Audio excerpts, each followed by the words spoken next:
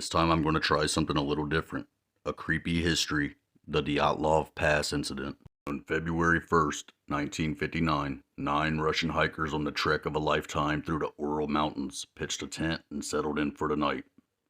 Hours later, all 9 fled the safety of the tent and perished in the freezing snowy conditions. Some in the party succumbed to hypothermia, but others were found with grisly injuries. The Dyatlov Pass incident, as it's come to be known, has inspired so many dark and often outlandish potential explanations.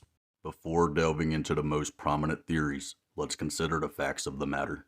The group originally consisted of 10 highly experienced hikers who were, with one key exception, all students and recent graduates from the Ural Polytechnical Institute. The odd one out was Semyon Zolotarev, a last-minute addition to the group and at 37, conspicuously older than the others. In the early stages of the trek, one member of the group dropped out due to ill health. The rest carried on, taking photos of each other, larking about, and recording diary entries that expressed their excitement about the adventure to come. I wonder what awaits us in this trip, one wrote. What will we encounter? Weeks later, a search party sent to locate the missing hikers found the remains of their tent on the side of a mountain called Kyolat Sikyai. Inside were the hikers' boots, clothes, and map, along with some food laid out, seemingly for a meal. The side of the tent had been slashed open from the inside, a sign of just how desperate they'd been to get out. Footprints made it clear the group had left the tent without any shoes. At the base of a nearby tree, next to an extinguished campfire, lay the corpses of 21-year-old Yuri Doroshenko and 23-year-old Yuri Krevenishenko. Both had seemingly frozen to death, but also exhibited burn marks and multiple abrasions. Not far away, lying in the snow, were the bruised bodies of the group's leader, 23-year-old Igor Dyatlov, and 22-year-old Zenata Komagurova. It looked like both had been trying to return to the tent when they died. Some days after this, the body of 23-year-old Rustim Slobodin was also discovered. He had a fractured skull. The remaining hikers were found in a ravine near a shelter they'd attempted to carve out of the snow. Nikolai Theobox Brogano, a 23-year-old graduate, had a caved-in skull, while 24-year-old Alexander Kolovalov had a deformed neck and was missing his eyebrows. The oldest hiker, Semen Zolotarev, and 20-year-old Lydia Dabanina had crushed chests with multiple broken ribs. Both were missing their eyes, and Lyudmila's tongue was gone. A criminal investigation was carried out by a prosecutor named Lev Ivanov, but it came to a cryptic conclusion. The cause of their demise, the report said, was an overwhelming force which the hikers were not able to overcome. Now that I've laid out the facts of this case, let's get into some of the theories. The Montse theory. Early on, it was theorized by Soviet authorities that the Dyatlov party may have been killed by the Montse and indigenous people of the region. The idea that the hikers were slaughtered for straying onto sacred land or perhaps as part of some shamanic ritual persisted for some time. Zenaida Kolmogorova noted in her diary, while one of her fellow hikers, identity unclear, also recorded that Montse writings appear on trees, all sorts of obscure, mysterious characters. This has been roundly debunked as a baseless theory rooted in a misunderstanding of Montse culture and rituals. And if they were indeed rounded up and murdered, why were the bodies found in different locations, some more injured than others? The espionage theory. 2 members of the Dyatlov group have been the focus of particular speculation. Why was Semyon Zolotarev, a 37-year-old veteran of World War II, attached to this group of young students and graduates? Furthermore, is it significant that a few years earlier, Yuri Krevenishenko helped clear up a radioactive leak at a secret Soviet nuclear facility, an incident which has since been compared to the Chernobyl disaster? According to one theory, Zolotarev and Krevenishenko, and potentially a third hiker, were working for the KGB and had joined the Dyatlov trek to rendezvous with CIA agents in the Ural Mountains.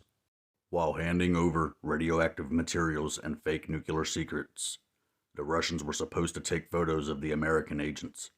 The theory goes that the CIA men got wise to what was going on, leading to a fight breaking out in the eventual massacre of the Dyatlov party. The UFO military weapons theory.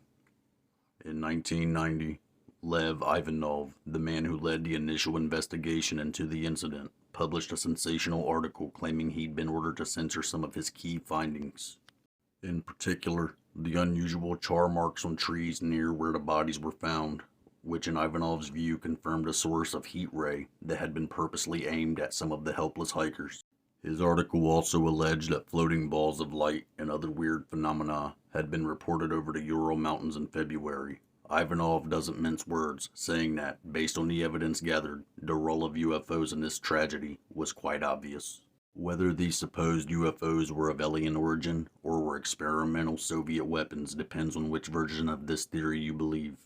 The Yeti Theory. The idea that the group was killed by a Yeti rests on a few pieces of dubious evidence. The first is a photo taken by one of the doomed hikers, which shows a dark humanoid figure seemingly skulking by a tree.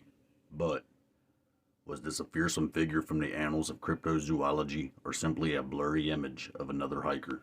The second item, cited by pro-Yeti theorists, is a parody newspaper the hikers wrote during the expedition, which contained the line, "The Yeti lives in the northern Urals near Mount Ortorton."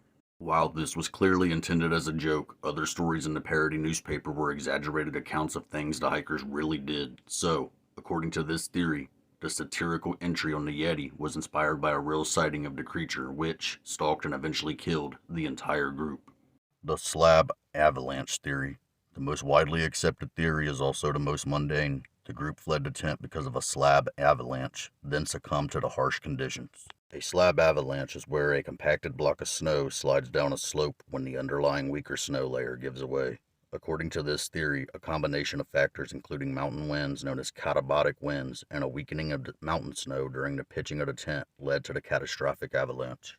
The thinking goes that once the avalanche hit, the group slashed their way out of the tent in a panic, with some of them severely injured by the impact, explaining the broken ribs suffered by Zolotarov and Dubina. For example, the ones who escaped with mild cuts and abrasions helped the others flee what they assumed was the danger zone for a full-scale avalanche, only for the whole group to perish from the intense cold or their injuries.